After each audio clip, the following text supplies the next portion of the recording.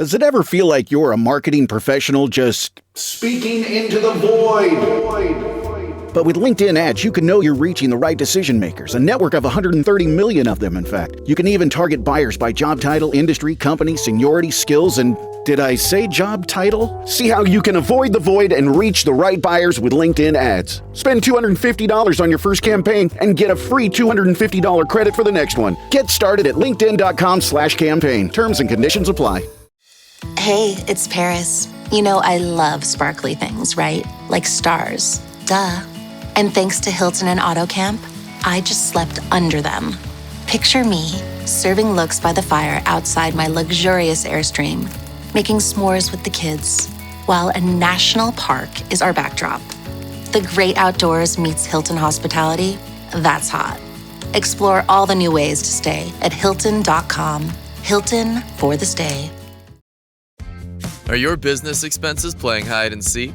With Uber for Business, the small spends that slip through the cracks, like rides and meals, go right where you need them.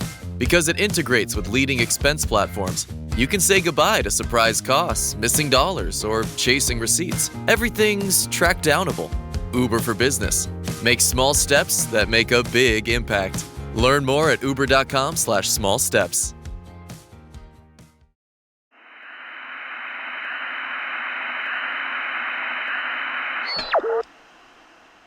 Hey listeners, welcome to The Wrong Station, a 10-year retrospective. I'm Alexander Saxton. I'm one of the creators of the show. I'm your co-host today, and I'm joined by my dear friends Jacob Duarte Spiel.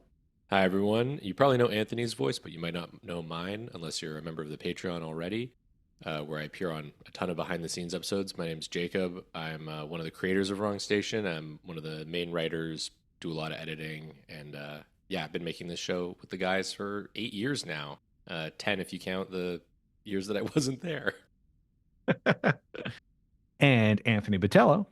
Yeah, I'm here too. And you've had enough of me. You're good. We're good. You don't need introductions.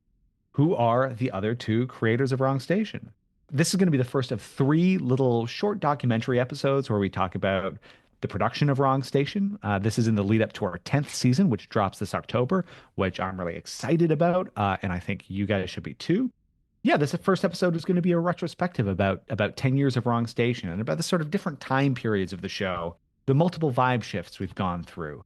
The next episode is going to be about the making of Wrong Station, how we produce it, the meat and potatoes, how the sausage gets extruded. And then the last episode is going to be looking forward to season 10.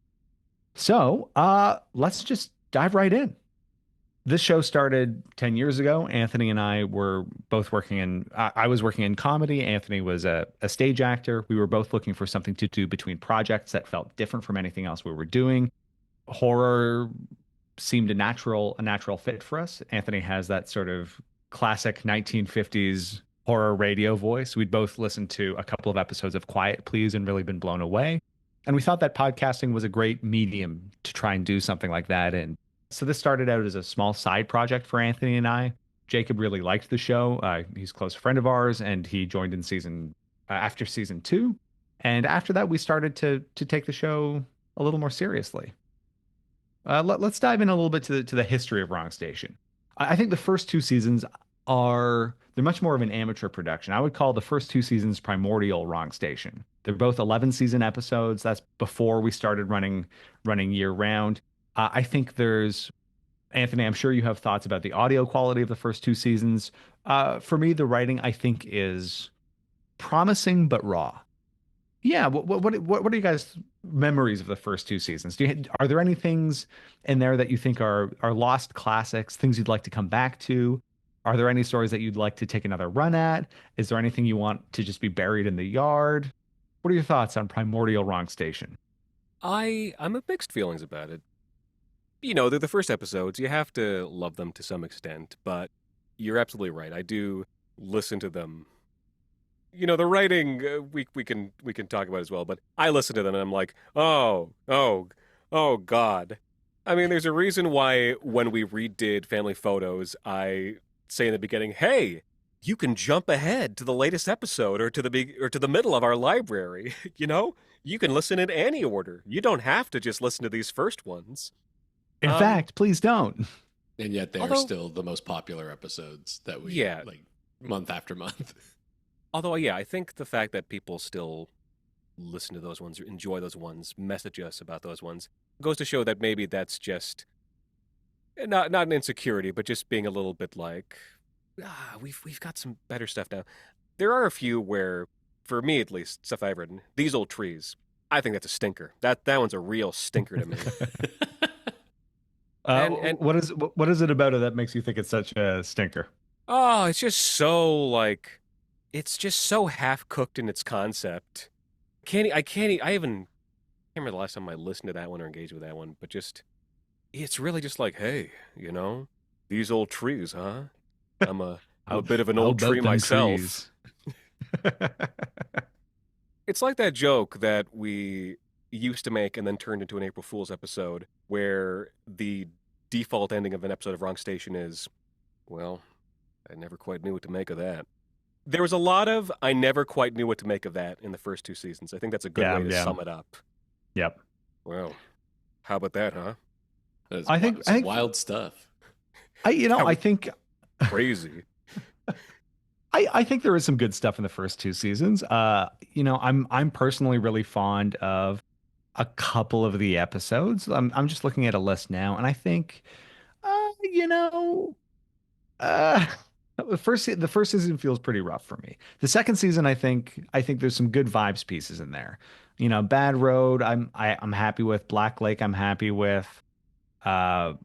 Bush Party in Constantinople, Dive Bar are sort of vibey.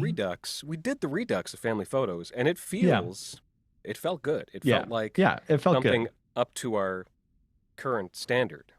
Mm-hmm. I don't know. Maybe just a whole comprehensive thing. Like if it sounds like it's got that slightly higher in production, maybe it all slots together a bit more nicely. Who's to say?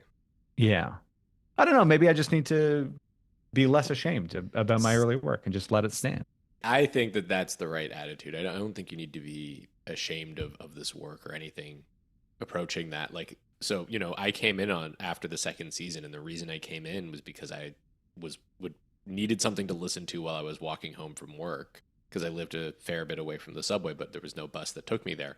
And I would put on like a Wrong Station episode because I knew you guys had been working on this project, and you asked me like what I thought or something. And I was like, well, I don't know. I haven't listened to it. What do you take me for? Someone who cares about art? And then I listened to it, and I was like, this is really, really fucking good.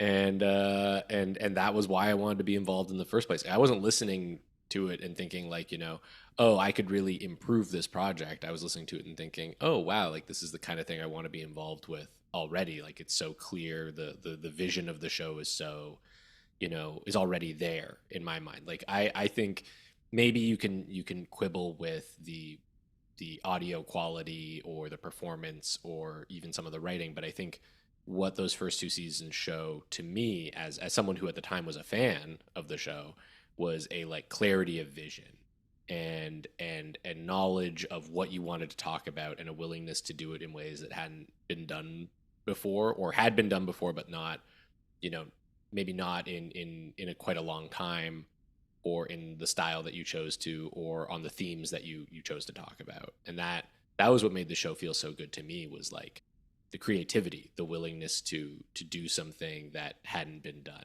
And this is the only time you're going to hear me speak highly of the show, because after this point, I'm involved, and that's when my insecurities take over.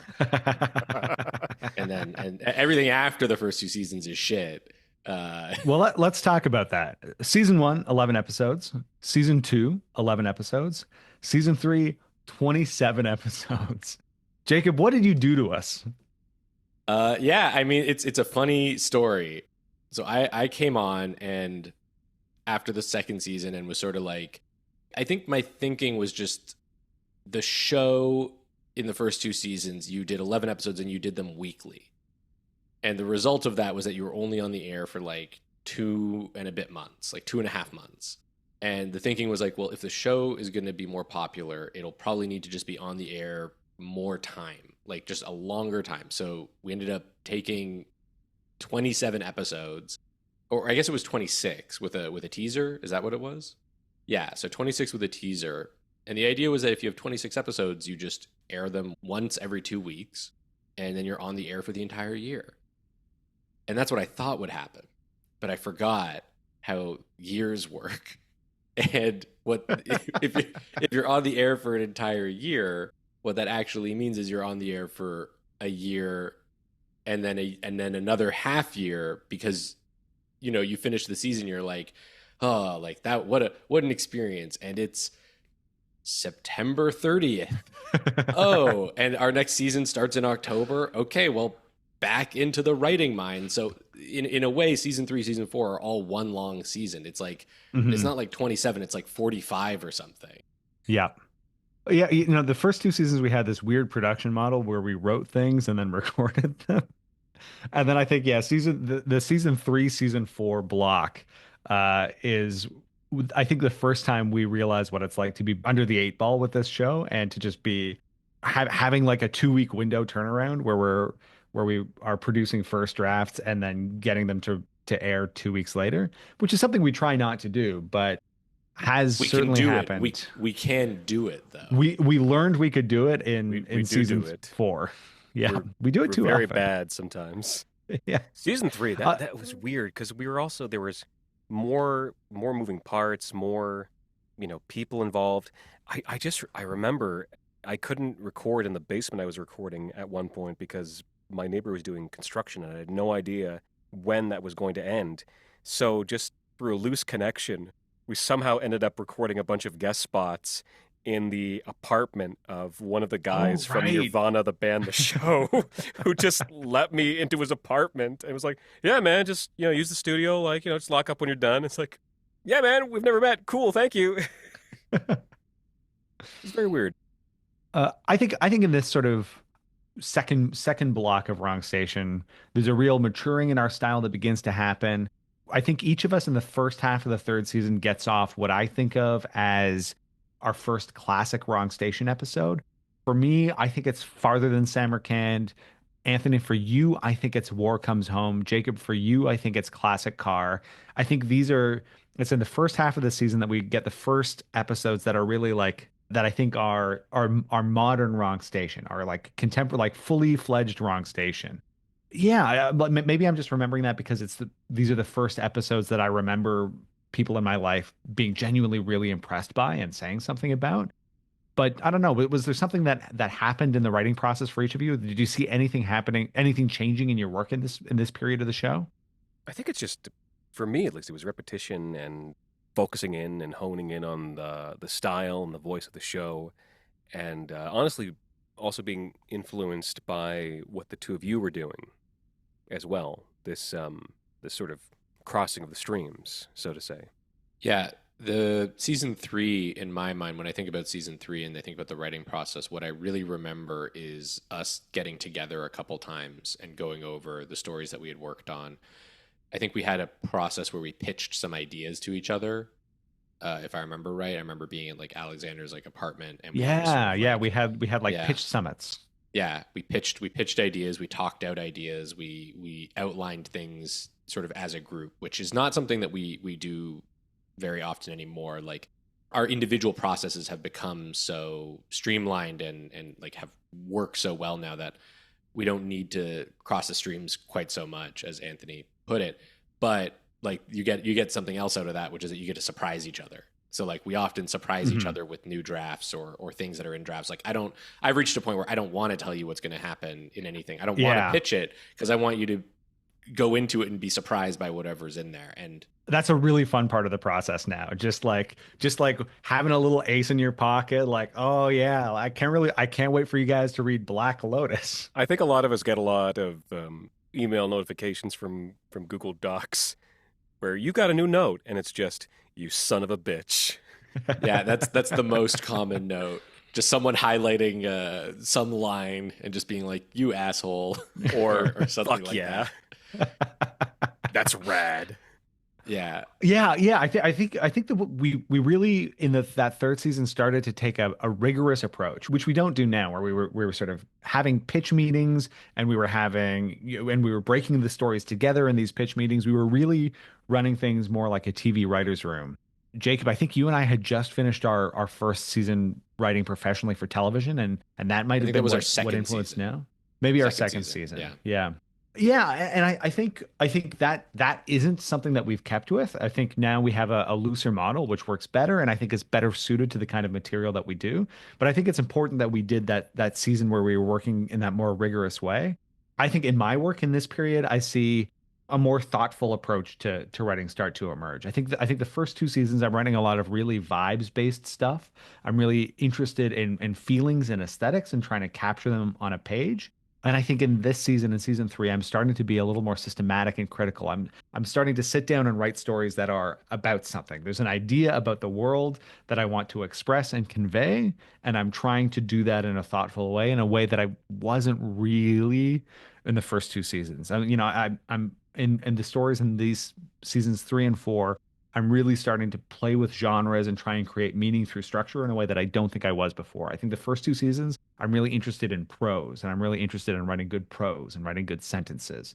And I think because of the influence of our professional work in these seasons, I'm starting to think more about expressing myself through structure as opposed to just beautiful sentences. I Yeah. think there's a lesson in that as well, which is like, this show is inspired by a lot of the early radio serials, but also Twilight Zone and things like that. And what those Hmm. shows were really great at was, yeah, there's like a vibes element too. Like those are some of the very like vibiest shows that you can find.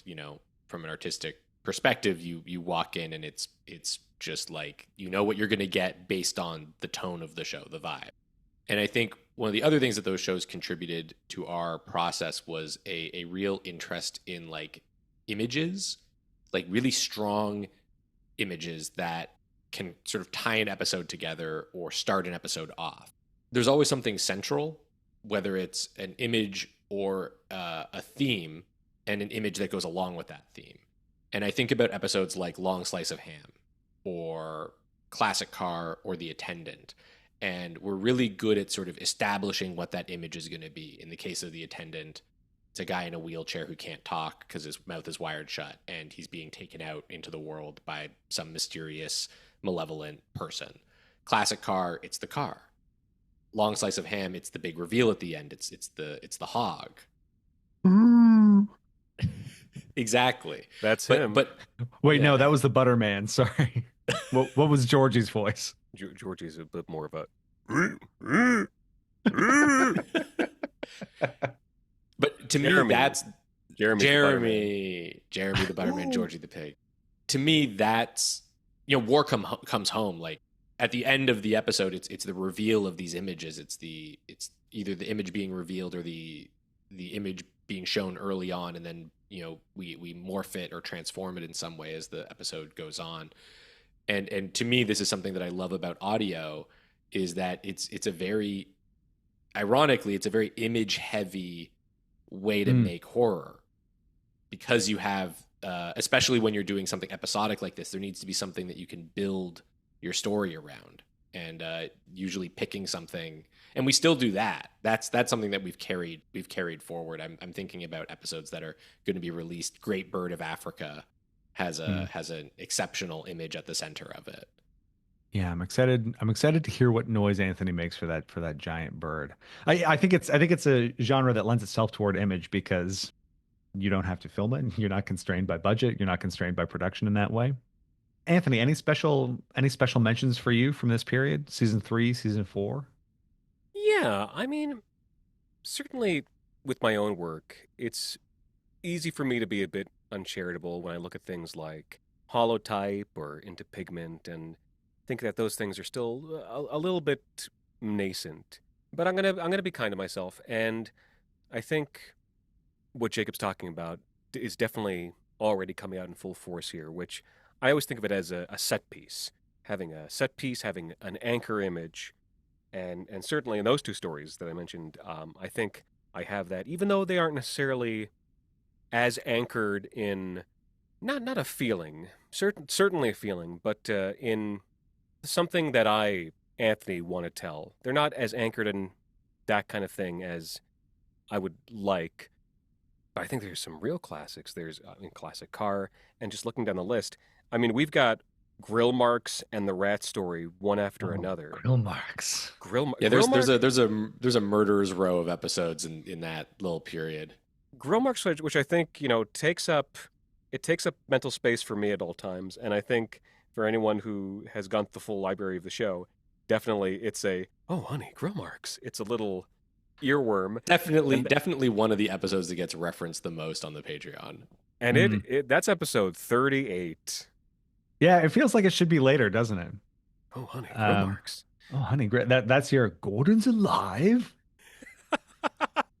Yeah, so we talked about how season 3 and season 4 are kind of one season bled together. I forgot that that's how we produced it, and so when I was sitting down trying to come up with this episode and sort of looking at the different eras of Wrong Station and trying to come up with a sort of critical taxonomy of it, I was like, oh, season 3 and 4 really form a coherent era, and I guess it's because Yeah, they were all because season 3 written ran until was August.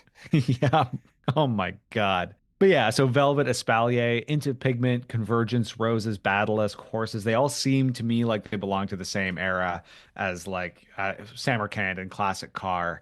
And yeah, Jacob, you talked about this sort of really leaning into our influences here. I was looking at these stories and thinking like, oh yeah, there's like a Stephen King, Richard Matheson thing going on with them, a sort of like straightforwardness to the story and a sort of like real classic pulp horror story thing that we were working with in that period that yeah I think was really clicking for us. I think the show really fell into place. It's crazy that season 4 goes right into the pandemic because the pandemic to Yeah. me feels like it started 15 minutes ago. There's just that weird time dilation that happened, and it's just truly bizarre to me that we're 6 seasons out from March 2020. But yeah, I think the pandemic represents a big shift in Wrong Station and the sort of creation of a new era. I think maybe halfway through season 4 this starts. Yeah, pandemic hits halfway through season 4, and I think there's a vibe shift that happens because I think by this time we've been in production for so long that we're really just a few weeks and a few months out from first draft to final product. So by the time we get to the end of season 4, we are releasing episodes that were written at the beginning of the pandemic. I think stories like Come Down to Us, Brumaire, The Candle, Snake Medicine, Pollo Rojo, Cape Spear, Sharps, The Valley at High Noon, Exodus are all stories that taken together feel different than the ones I was talking about before. 'Cause I think there's something a lot deeper, darker, more personal about them.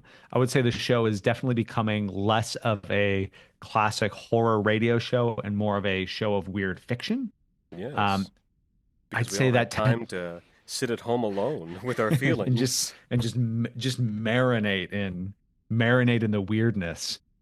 I think you can see the vibe shift, the vibe shift of the early 2020s unfold in this Yeah. this third era of Wrong Station. It's worth noting Snake Medicine, first episode of the new season, which Yeah, means season it's the 5. first. Yeah, it's the first episode that was like wholly written like with the pandemic in mind, essentially. Because Mhm. you'd already, and I also want to make a special mention of Come Down to Us, which I think is one of the best episodes we ever put out. And it's so different from everything else in that season and so strange. And you made Anthony pronounce a lot of insane names and read a lot of long sentences. And it's an incredible piece of fiction. It's very, I think it's, if we're talking underrated episodes, I think that's probably one of our most underrated. I think there's some real wrong heads out there who see the genius of it, who love it. But I think because it's so different from everything else, especially in that season, it kind of comes out of left field. I don't know how much the pandemic influenced that one, but I know that Snake Medicine it's explicitly a pandemic episode, and it's the first episode of the next season. Well, actually, let me let you in on a little secret. That was the first draft of that was something I wrote before the pandemic. That was not a pandemic episode. That was an episode that became out of the pandemic inevitably over the course of the second and the third draft. You predicted what was going to Yeah, happen. exactly. Just like how we predicted everything that would happen 5 years later when we were writing satire and nothing is funny anymore. Yeah, I think this sort of darkening weird. Thank you for saying that about Come Down to Us because that's one of my personal favorite episodes. I really love that episode. For me, it's maybe a little loosely formed, and it's something I took that world is something that I came back to a couple seasons later with a better Yeah. craftsman, and I still, I there's something that I just want to crystallize in that setting that I don't think I've quite done yet. I think I have more work to do there, but I'm really excited to. But This I'm is an just really fond of that story. this is an era where I'm trying to not rein in. I don't want to choke, but to guide your authorly spirit. This is before you gave up on doing that. To be like, yes, Alexander, I think it's wonderful that you write books as well, but please, Alexander, consider the medium. Alexander, please. I remember Please. leaving a lot of notes in this era to Alexander where I'm just like, this is a great sentence. You know someone has to say it, right? You can write this shit, George. You can't make people say it. Yeah, I don't think Anthony's given up. I think he's just won that fight. I think that as I've worked on my own writing and as I've listened to some of the episodes from this period and thought like, that prose is actually really bloated. That's very self-indulgent. And I think I've been moving toward in terms of philosophy, in terms of outlook, I think I've been moving toward, or at least trying to move toward a more spare prose style. I think my instinct is still to write things that are pretty baroque. I used to set out to write things that were baroque, and then they would be really baroque. Now I'm trying really hard not to make them baroque. And then when I sit down to do my third draft and try and make it pretty and try and make it elegant, then it maybe becomes a little bit more, I guess, writerly. But I'm in my first drafts now, I'm trying to be really spare. I'm trying to be really like light and loose and just move through. I think that's Anthony has been very long suffering through these seasons of Wrong Station that we're talking about now. And my And instinct is to still shudder when I hear you say Mervyn Peake's name. yeah, I was reading too much Mervyn Peake. I was reading too much M. John Harrison, and it just reinforced my worst instincts. These things are these influences are essential to who I am and what I write. But I've seen more movies than Boss Baby now, so everything doesn't have to be Boss Baby. I think the other thing Titus Grown, is, of course, the original Boss Baby.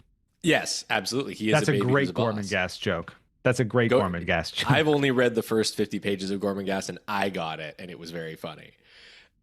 But I think the other thing that comes out of this process of writing a single show for 10 years is you start to develop lenses. Well, oh, this is going to be like my Matheson lens. Richard Matheson, a writer that has influenced me and all of horror a lot, Stephen King's favorite writer.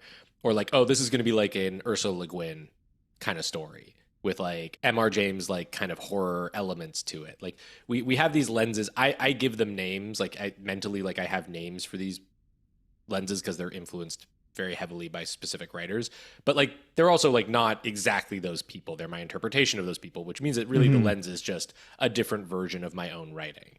But like, especially in writing season 10, not to jump ahead, but in writing season 10, I found that to be really helpful because, you don't want everything to sound the same when you're doing 31 episodes in a single month.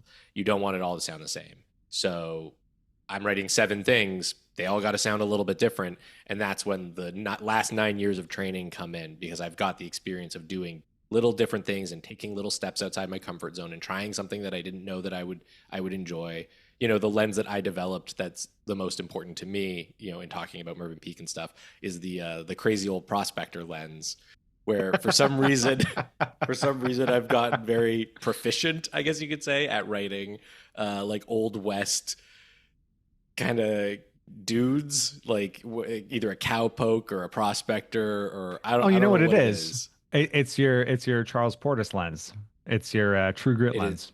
It's that's right. It's True Grit. It's Charles Portis. It's I think there's a little Elmore Leonard in there too, but it's that kind of guy. Oh, Jacob Spitwhistle, he spins a tail. Yeah, so I think the sort of weirdening era of Wrong Station intensifies over season 6. I think in episodes like Moderation, King's Yellow, The Harlequin, The Sea Provides.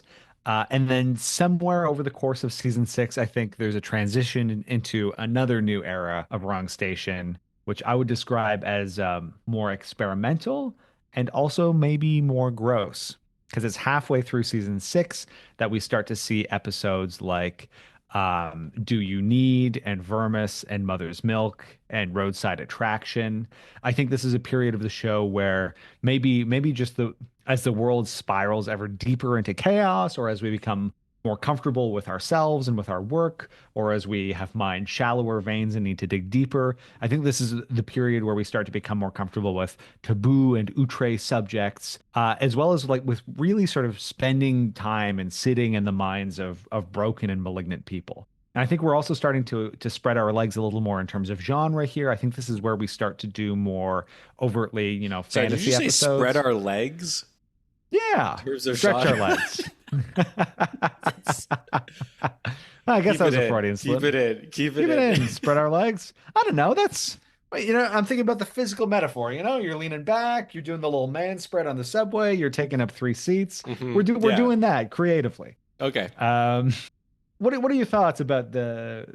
It's not fair to call it the gross out era of Wrong Station. What are your thoughts about this perhaps darkest era of Wrong Station? Did we go too far? Has anyone said anything to you about it? I get emails about Vermis. What Not emails emails. do you get? Okay. I get messages from people who are catching up being like, Mhm. what the fuck? Yeah, that does happen. You can always tell when people reach this era because you'll I moderate all the comments that we get on Spotify. I look at them and like approve them and stuff. And you can tell when people make it there. You'll see like someone sort of leaving comments like, oh, they left a comment on like episode 20, and then they left another one on like episode 45, and then they leave one on 80, and then they get to Vermis, and there's a comment that's like, why did you do this to me? Or something along those lines. My wife's Aunt Sue is just the nicest person in the world. Just welcomed me to that family so warmly. Just the sweetest person. She loves like horror and Stephen King, and she when I told her about the show, she was really excited and she started listening to it. And like every few months, I'd see her at family things, and she'd be like, "Oh yeah, I have to listen. I've been listening to the show. It's really really good. I really like it." And then I saw her, I saw her recently, and she was like, "Oh yeah, how's the show going?" Yeah, I stopped listening for a while. It got really weird. And I was like, oh no, oh no. Aunt Sue listened to Vermis. Oh no. My relationship with his family has changed forever. So shout outs to Aunt Sue. Aunt Sue, if you're listening, I'm so sorry. That's not what the show is all the time anymore. Your relationship? What about my relationship with Aunt Sue? Oh my God. I'm Aunt Sue. reading a lot of this stuff. Not Vermis, but thank goodness.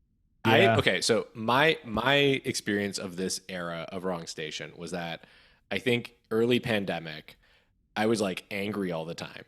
And then somewhere around episode 100, I just got really sad. And it's the shift from angry to sad that you're witnessing in between, at least in my stuff in that era. Jacob, are you saying that you were sad when you wrote Agony?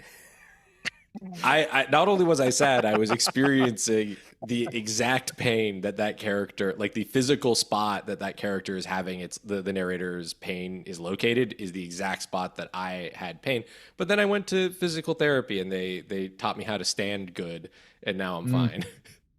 Yeah, I don't know. I think for me it's the transition between being deeply depressed and being locked in.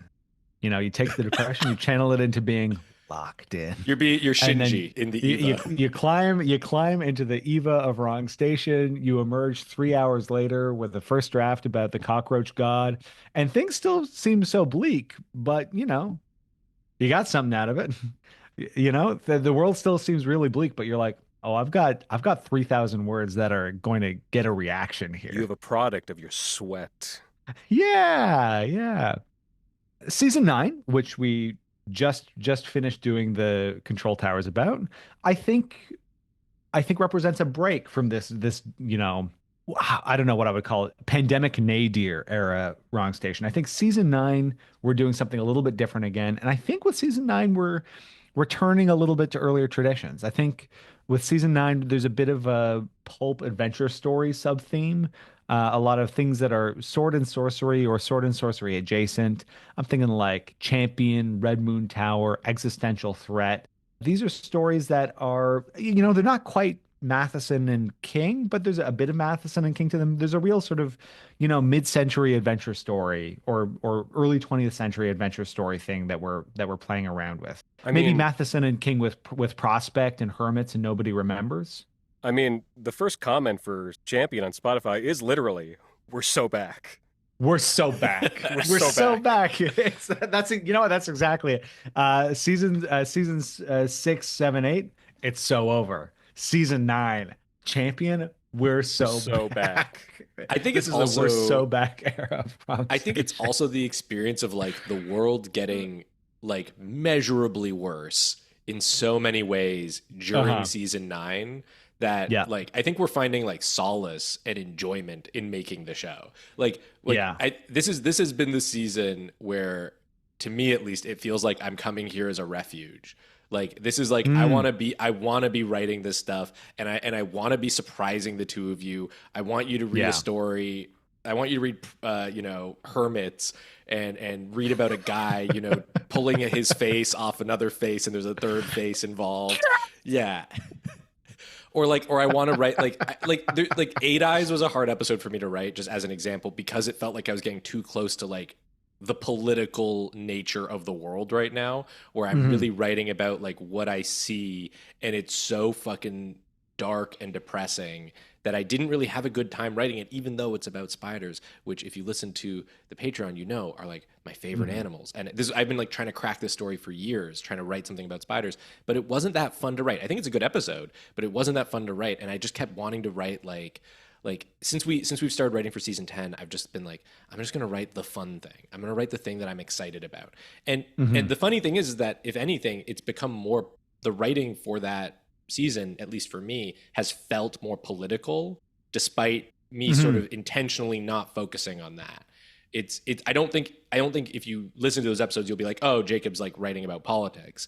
But I think but to me, everything felt very like in line with my experience of the world, which is an inherently political thing. Yeah, I think that's you've really caught something there. Where I think the sort of pandemic nadir episode of Wrong Station, I'm turning to Wrong Station as like a survival mechanism a little bit. I'm writing these stories because I need to process what is happening.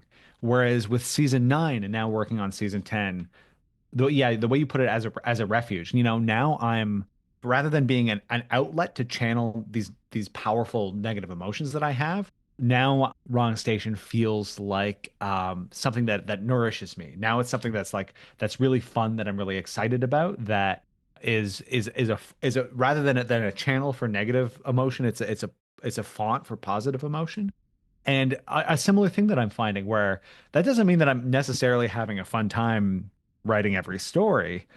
I was just going through a bunch of second drafts yesterday, and I was like, oh man, a lot of this stuff is really heavy, really emotional, really dark, really political, but it's not something that I've been setting out to do. I've been setting down to sit down and have fun. And I've been writing these sort of fun, pulpy first drafts, and then over the course of the second and the third drafts, as I polish them and refine them, these darker things underneath the surface emerge. And I think, I just think we're doing really good work right now. I'm really excited for this season. I'm hyped for it, and I think the audience should be too. Yeah, Anthony, any thoughts on the current era of Wrong Station for you? What do you think of the current meta? What's the current Wrong Station meta?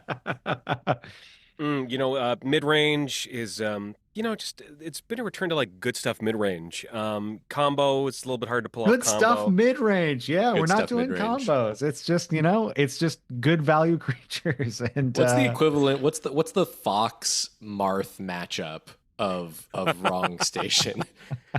If we're in Melee, in Smash Bros. Melee parlance, what's that? I don't know. But you don't have to answer that question. It's dumb. We're it's a rhetorical question. It's for God to answer. We're having fun. Maybe there's more of a inclination towards the pulp, but I think just with the sword having been in the fire for a while, we can thread the needle. We can do both. We can do it all. at this point. Yeah. I think the other thing that came up, maybe this was just me, but I feel like, Anthony, you're always very aware of this, but like, we make these episodes for people to listen to. And and I think something that's really, really nice about, I think something that was tough about the pandemic nadir era was I think it felt like people weren't listening, in part because I was seeing so few people in my day-to-day life. It felt like I lived in a tube and both ends of the tube were closed, and I was just in the tube. And now Tube boy, tube boy. tube boy. But Back in the tube boy. I think one of the other things that happens when things are hyper political like they are right now, and again, for good reason, like things should be hyper political because there's some pretty terrible people out there doing some pretty terrible things. I think what that also does is, like, in the same way that I want this to be a refuge, or in the same way that I want this to be like a font of positive energy for me, I'm also like, with an eye, I have an eye towards the audience. I want you to enjoy the things that I am putting on the page. I want this to be, I don't want it to be hyper negative in a way that's going to make you feel bad after listening. I also don't want it to be saccharine and to make you feel, like everything's fine after listening. I want it to reflect something real, while also hopefully giving you a chance to walk away feeling like you haven't wasted your time. And for a really long time, I'm going to be honest, I didn't really care about that. And now in season 10, we wrote 31 episodes. I think every single one of them is a new thing, with, I think there's two exceptions. Every single thing is new, written in the last year for this specifically. It just became like, I'm excited for you guys to see it, and I'm excited for the audience to see it, and I want it to be something that you walk away from happy that you engaged with it. I'm just so excited for this season. I've been having so much fun. I think the audience is going to have so much fun. I feel the same way where I'm like, oh, I've put a first draft in the folder about, this fucked up foot binding thing. Jacob and Anthony are going to love it. I feel the same way about the audience. I'm just so excited for just random strangers out in the world who I've never met and never will meet. I'm just so excited for them to get to listen to some of the stuff we're working on. I just think it's neat. I think we've been cooking. That's, I think, a great place for us to leave off. I think, we've got 2 more of these episodes coming up. Everyone get really hyped. Get really hyped for October. It's going to be great. Tell your friends. Tell your neighbors. There will be. Tell your Aunt Sue. Tell your Aunt Sue. Yeah, there will be some fucked up stuff in this season, but there's just also going to be a lot of good, fun, pulpy, sad, weird, horrifying, and exciting stories. So I'm excited. You guys should be excited too. Thank you so much for listening, and we'll be back next week with another one of these short doc episodes. Thanks, everyone. Goodbye.